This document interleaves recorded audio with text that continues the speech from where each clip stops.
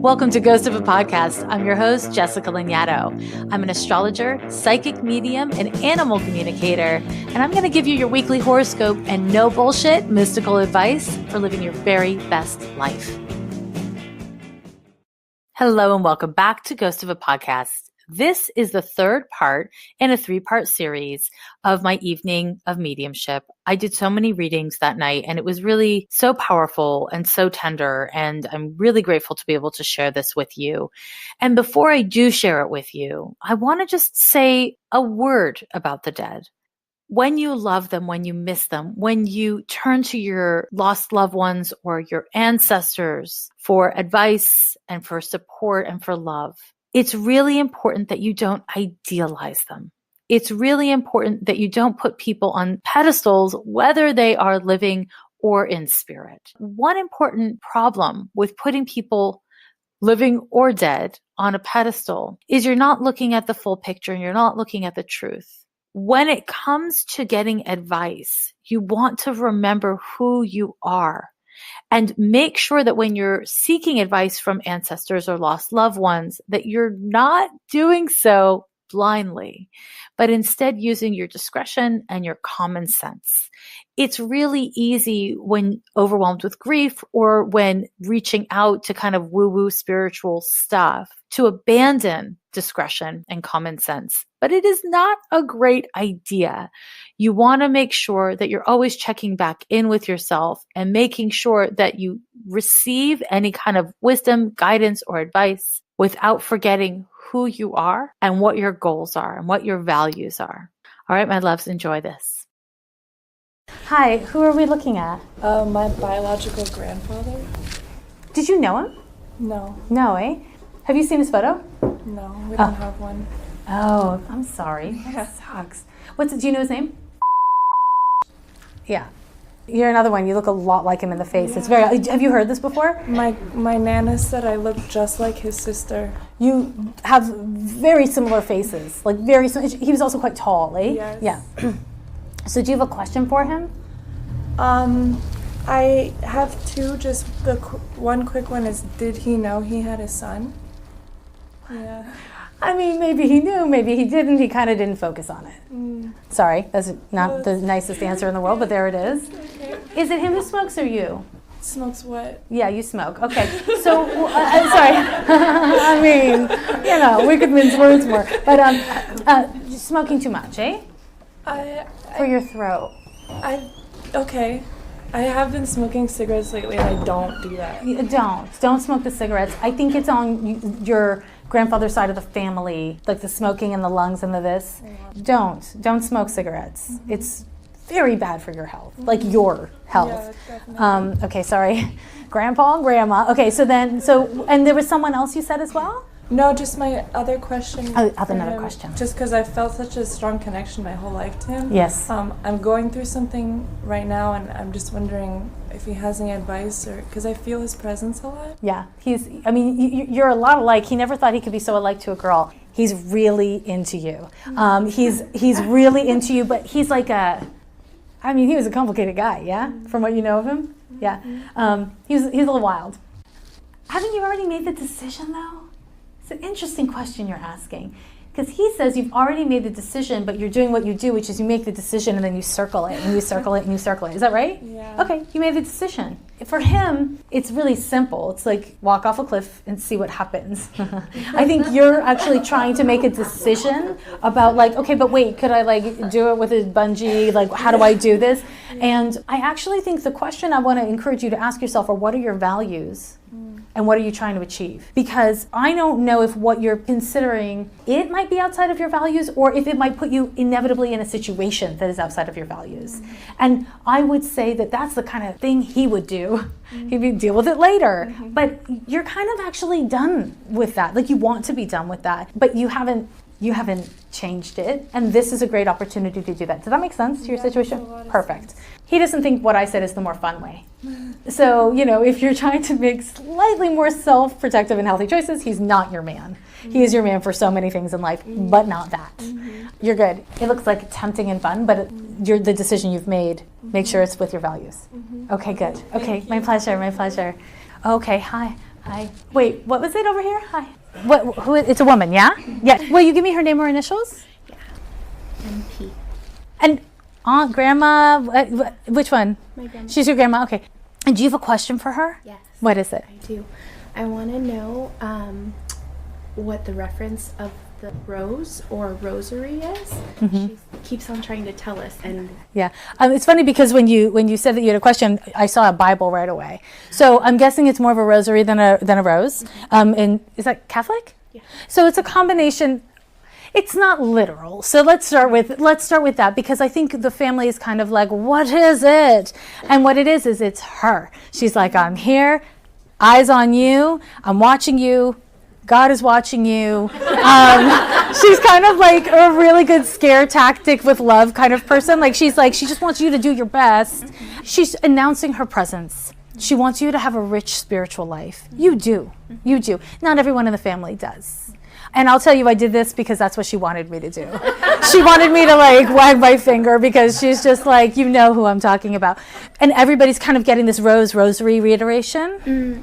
Well, it was actually me. This is my sister, and I've gotten it from two different mediums and intuitives that she's been trying to say something about a rose and a rosary, Interesting. or Rosita or something. And we've asked many people in the family. Interesting. So here's the question I would have for you is there a Bible with a rose somewhere on it, either on the cover or in like, they have like the spiel and the thing. Yeah. I would look for that, or like with the word rose even like it might just be a special thing to her, but also, I mean, it's kind of on brand for her. Roses is on brand for her. I feel like, she's like aesthetically that. But more than that, I mean, the message is of spirituality. But if you're seeing multiple mediums, you obviously have a spiritual life as well. Yeah. And she's, okay, wait. But this started with you. Did something major also happened in your life around the same time? With what? When the first time I had? When you started having these messages from your grandmother, there was also another major opening in your life? Yeah, I've been going through an ascension. Okay, yeah, because that's what she's showing me. Okay. She is showing me this massive opening for you. And this is where your grandmother is coming through, not so much as your grandmother, but as like guidance, like ancestral guidance, which she can flip a switch though. So don't worry, she can be your grandma. But in terms of the guidance that she's here to provide you is just, she doesn't want you to pick up every little thing and obsess on the things. Is this your mother's mother? Yeah. Okay, because she's like, that's your father's side. Sorry, but she's got things to say about that. So sorry.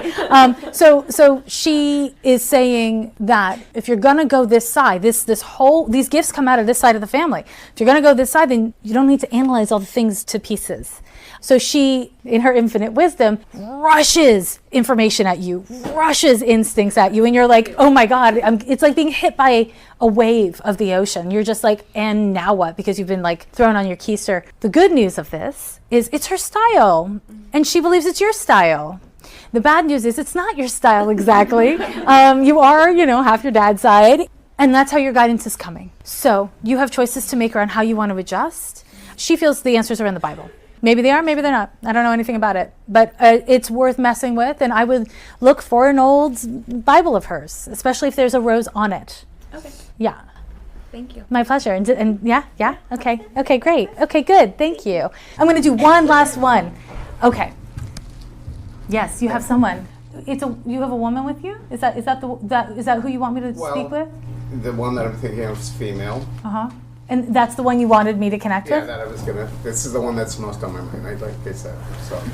Do you have a question for her, or do you have something that... I, want to know if she's okay. Was she scared? Is she upset with me? So. And is this your mom? No. Okay, and who is she? My mom is. She's in spirit as well. Yeah. And this other woman, is she also a family member? Both of those things relate actually to both of these things. Okay, the second one is an animal, so I don't... That actually really helps. Can you tell me what kind of animal? She's a dog. Okay, thank you. That's so much better. Okay. Thank you. Sorry, because they're just a little bit on a different wave.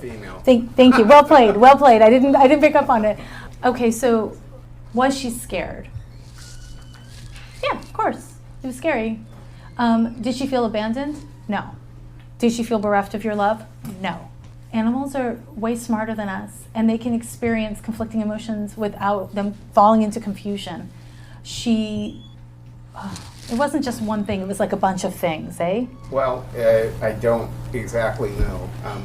I wasn't with her, and that's one of the biggest things. Something was going on. I had taken her to the vet, and we tried a course of medications, but the doctor thought it could be something else. But I was going back to New York because I was selling a property back there. Normally I would have taken her with me, but I had a lot of stuff to do. So I left her with friends that I've done many times before, and it happened while I was away. Mm-hmm. And, you know. Was it her heart? I think It looks probably, like yes. that's what it was in the She end. had a heart murmur, so. It looks like it was actually maybe more in her lungs, but that what happened, what pulled her out of her body was her heart. I just think her heart couldn't take whatever was happening. If you had brought her on the plane, it would have been that. Thank God you didn't bring her on the plane, because I think that would have been harder for you to live with. You did the best you could do by her. She never felt abandoned by you. I mean, you were... Yeah, she was a rescue. You were very, very good to her. I mean, I mean, like, very, very good to her. And so she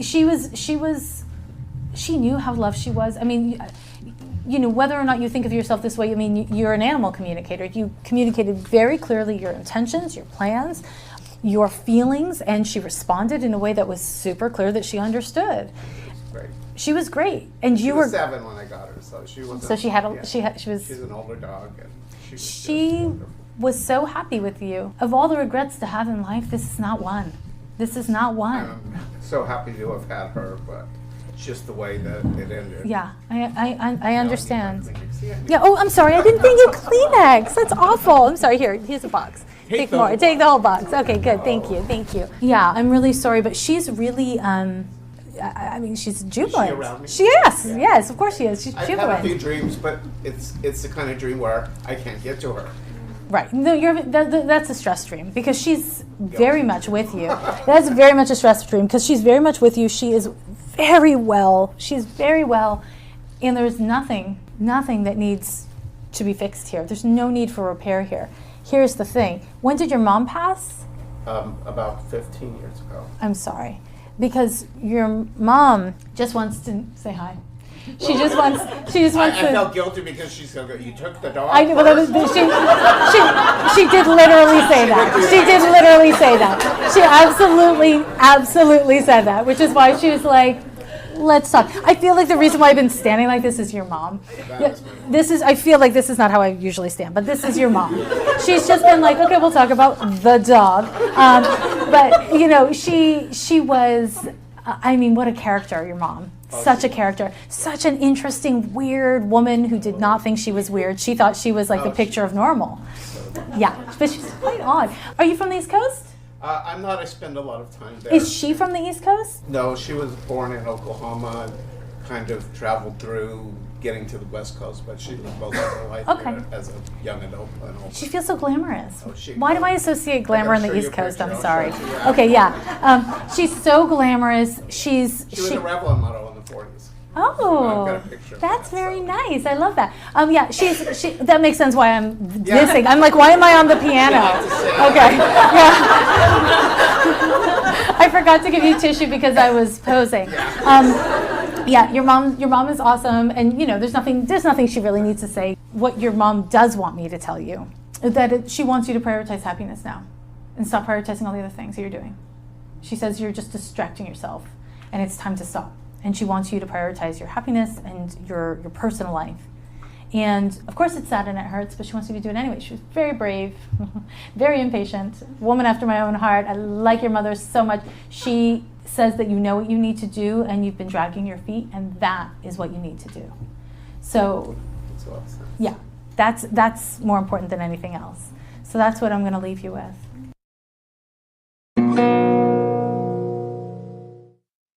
When it comes to choosing a product that's better than the rest, just one label matters, and it's Brandless. Brandless believes in making better products more affordable and accessible to everyone. Brandless was brought to life with the intention of making better stuff accessible and affordable to more people.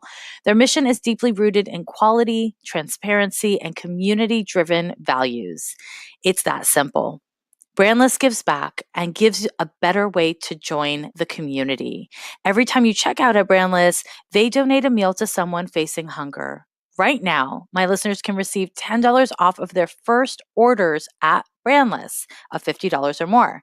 Go to brandless.com, code LISTEN to start saving on high quality products now. This week, we're going to look at the horoscope for February 17th through the 23rd. And this week, there are a lot of conjunctions happening. And I want to take a minute before we get into your horoscope to talk about conjunctions. Because if you listen to me or you read my horoscopes, then you hear me talk about the aspects or transits. And the major ones that I work with are conjunctions, oppositions, squares, sextiles, and trines. I'm just going to dip into what a conjunction is. When we're looking at a transit and we see a conjunction, what we see is two or more planets sitting at the same degree of the same sign within 3 degrees. So let's say we're talking about something is 6 degrees, then it would be counted as a conjunction when it's 5 degrees, 6 degrees, and 7 degrees. That's the 3-degree orb. Now, different astrologers will use different orbs, so different orbs of influence. When I'm looking at a birth chart, I'm looking at a 7-degree orb. And when I'm looking at a transit, I'm looking at a 3-degree orb. Different astrologers, like I said, they'll use different tools, different approaches, because different strokes are for different folks. That's a real thing. But that's how I do it. And if you're asking me how to do it, that's how I'm going to tell you to do it. So when we're looking at conjunctions by transit, what we're looking at is 2 or more planets sitting on top of each other and directly influencing each other. So whether they are making sweet love or yelling at each other, it kind of depends on the planets. And it kind of depends on other factors. But when 2 planets sit on top of each other, it becomes kind of hard to differentiate them. Just imagine, put your 2 hands together, right? You're not able to use one hand independent of the other if you're keeping them together. And that's how it works within a conjunction. They're not bad or good events, transits by conjunction. They tend to be quite powerful. And so they really do grab our attention. Whereas a sextile and a trine, which is to say a 60-degree and 120-degree transit, respectively, those are easier to miss because they're somewhat chill, because they're not as demanding of your attention. So that all said, we're going to dive into this week's horoscope, and it hopefully will give you a greater sense of when I say conjunction, what I mean, but also kind of some tools to go forward and understand what you're looking at when you're looking at planets sitting on top of each other by transit. On the 17th, we have a couple of really lovely transits. We've got a Venus sextile to Neptune and a Sun sextile to Uranus. This can just be a time where you have really lovely connections, where you run into people, or you reach out to people, or they reach out to you, and it feels really lovely. These 2 transits aren't going to be especially demanding of your attention. I wouldn't expect, rainbows and big surprises like fireworks out of nowhere or anything like that. But this is a really great time for getting in touch with your creativity, whether that's through relationships, the arts, or your spirituality. So enjoy it, use it. That's my advice. Because then on the 18th, and unfortunately you're going to, because of the orb I've described, you're going to be feeling this on the 17th. But on the 18th, we have a couple of exact conjunctions. We have a Venus conjunction to Saturn and a Mercury conjunction to Neptune. Both of these conjunctions are a little bit rough, unfortunately. Mercury is your mind and Neptune is anxiety. Venus is your sense of being connected to others, and Saturn is loneliness. Now, I'm just giving you keywords. I could give you other keywords. This is the only way to look at it, but it gives you a little bit of a sense of why I'd be concerned about these couple of transits. You are likely to feel distinctly aware of how you are alone or disconnected from others around this date. And that feeling may come with a great weight to it or a sense of anxiety about it. The negative potential here is vast, unfortunately. And it could just be, a couple few days where you just feel heavy and sad and lonely and quick to jump to conclusions or to project those negative feelings onto other people or onto situations. This can be a time where you really just feel exhausted or you just feel like hopeless or helpless. It's not awesome. The positive potential, however, is that you allow yourself the space to sit with the feelings you have around the state of your relationships and the state of your relationship to your body and to the world around you in general. And that you, instead of taking things at face value and rushing yourself to fix or even understand them, you make space for sitting with, what am I perceiving and what does it matter? Not what does it matter in a depressive way, but what does it matter in relationship to your values? Because Venus is related to your values, and Saturn in a very different way can be related to your values because it is how you structure your life. It's how you put your life together. It's easy to see, let's say, somebody getting a job and get really jealous and upset about it. But did you want that job?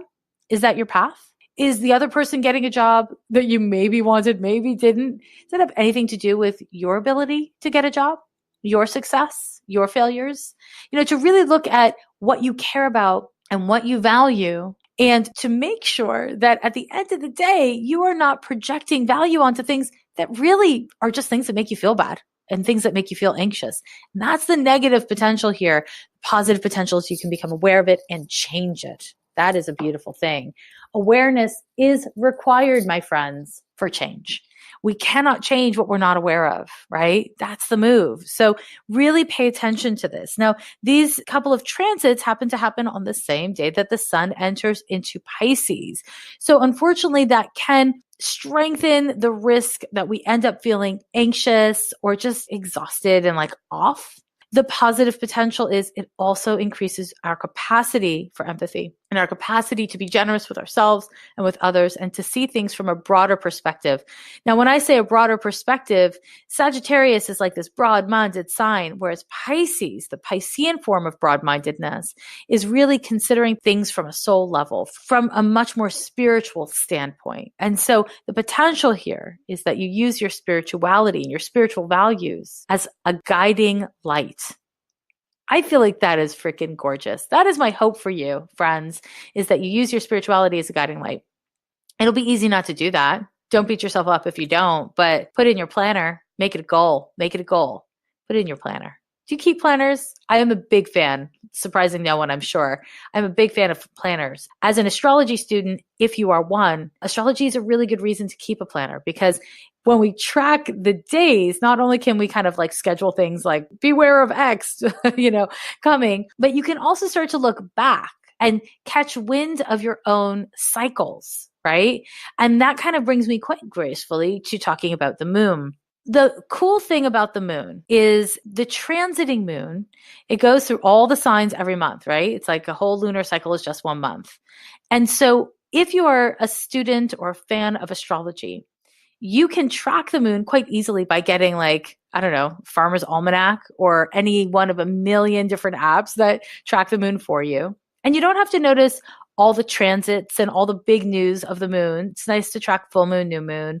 You can get into it more deeply if you like, but pay attention to the sign that the moon is in.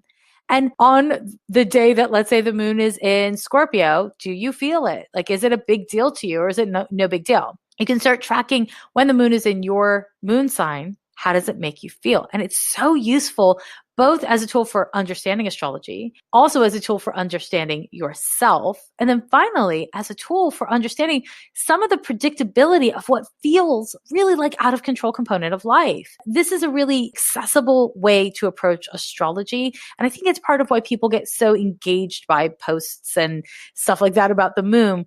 The other reason is because the moon is your emotions. Emotions come and go.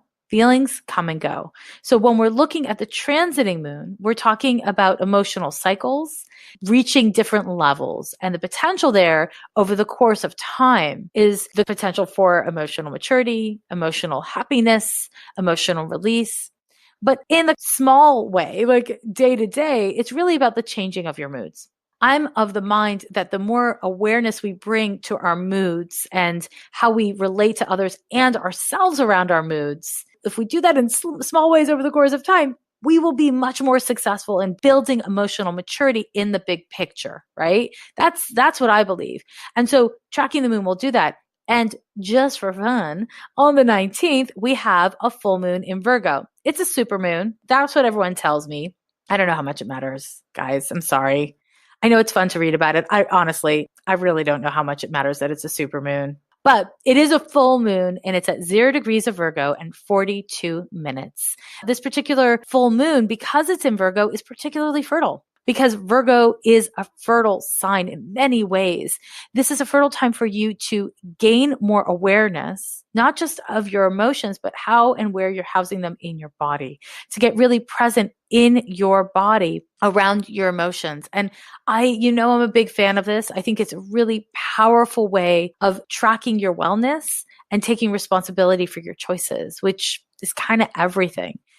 This particular full moon is likely to feel really overwhelming as emotions are strong and you're kind of getting it from all angles. It does look like this is going to be a time where you're going to feel quite self-conscious. That's not necessarily self-aware. It's just self-conscious. And so you want to make sure that you're not putting a negative spin on your emotions, not weaving a story based on assumptions or projections or theories that are not founded in fact. When we're talking about interpersonal stuff, what is fact, right? Like, what is fact? When we're talking about interpersonal stuff, you do know some data and you don't know other things. And you can have a feeling about something. But if you don't know, don't tell yourself you know. Don't tell yourself you know. Now, on this particular full moon, we're still going to have Neptune and Mercury very close to each other, right? We're still going to have Saturn and Venus very close to each other. So the themes that I mentioned at the start of the week, they're going to continue. They're going to continue through this full moon. And the potential here is to let go. Full moons are always about releasing. So it is a great time for you to let go of your attachment to your stories, of your negative self-esteem issues, whatever it is that you're working on and you feel like you're ready and you have a progress for, let it go. And if you can't let go, if you just go full moon crazy and you just have all the feels and you act dramatically and out of turn or you do self-destructive things, okay, there will be another full moon in 1 month and you can try again next month. Don't beat yourself up. This is not a one-time only offer. Do your best, and do your best not because you should. Do your best because you love yourself or you like yourself, whatever feels more real. But I do urge you to do your best. Okay, my loves? That's not all for this week. No, sir, it is not. Because on the 22nd, we have a Venus conjunction to Pluto and a Mercury square to Jupiter. So another conjunction for you to consider. Venus conjunction to Pluto is a really intense transit. It brings up compulsions and it brings up obsessive feelings and thoughts. This transit can kick up jealousy and possessiveness and insecurity. It can make you feel like you need proof that someone likes you or that you have proof that they don't, even if you don't. It can make you want to cyberstalk someone. It's a terrible time to go and party in a way that's irresponsible. It's a terrible time to have unsafe sex. Safer sex, unsafer sex. We know what it is. Do we know what safer sex is? Latex? Use it. If you're doing something a little dangerous, make it a little safer. Venus conjunction to Pluto tends to make us focus on our most powerful feelings instead of our wisest, our healthiest, our most compassionate feelings. Pay attention to that. Know that at the same time, because Mercury is forming a square to Jupiter, it intensifies your impulse to run with ideas, to jump to conclusions. But it's not just happening to you. It's happening to everybody, all of your friends, your enemies, your coworkers, your lovers, your exes, to everybody. And so everyone is likely to jump to conclusions. So if you're feeling defensive and jumpy and weird, and you're doing your best, but you act defensive and jumpy and weird around someone, they're going to jump to their own wild conclusions because that's what people do. Jump to conclusions when they feel insecure or uncertain. Try to remember that we're all in this together. Try not to take at face value how someone's saying, even if it's just that they're looking at you sideways, or maybe even especially if it's just that they're looking at you sideways, because everyone's going through it around this date. And the fact that it's a full moon week simply means that all emotions are going to be running higher at this time where things are just intense. We're going to be feeling compulsions this week. Those compulsions are going to make it harder to be clear about what's in our best interest versus what we really want in this moment. So pay attention to that. As I've said before, this is going to be another week where you really want to pay attention to the news. But because the news cycle is so overwhelming because things are happening so quickly. It's hard to keep track. And it's not just that it's hard to keep track, like who has enough time to make their whole lives reading the news, but it's hard to keep track in that it's hard to emotionally hold all of the heavy, crazy stuff that's going down in the world, locally, domestically, and internationally. And how do you find the balance? This is a question I don't have the answer for. I wish I had the answer, because the problem with burnout is not only is it a terrible feeling, but it inhibits your ability to work with data, to make sense of what I'm feeling, what I'm thinking, what needs to happen. So it kind of disarms your ability to make good choices. So it's really important that you work as best you can with whatever burnout feelings you're having so that you don't altogether drop the ball or take action at the expense of your wellness and then be forced to drop the ball. Pay attention to the world around you because you are a part of that world. You are a part of everything that is happening, and you might not feel like it, or you may feel overwhelmed and burdened by that. You have agency around how you choose to participate, or if you choose to participate. All you can do is your best. And if you find that you're not doing your best, that's okay. You can pick yourself up, start small, and try to do your best now. This week is going to really bring things up, and it's going to bring things up for everyone. And the more that you can find your agency, the better. But part of finding your agency may actually look like slowing down so that you can be more mindful about how you're responding, what you're actually responding to, and what your best actions are as a result of those responses. You know, I like to drop the heavy things on you. That's just because I love you. It's also because sometimes I'm a bit of a human hammer. Just we are what we are. A little self-acceptance never hurt a person. I want to thank you once again for joining me on this podcast, which I dearly love making. I hope that you are using this information to deepen your self-care instead of to just create more chatter and noise in the brimming sea of content that is out there these days. If you do like the podcast, please do support it. It is so helpful and wonderful to me.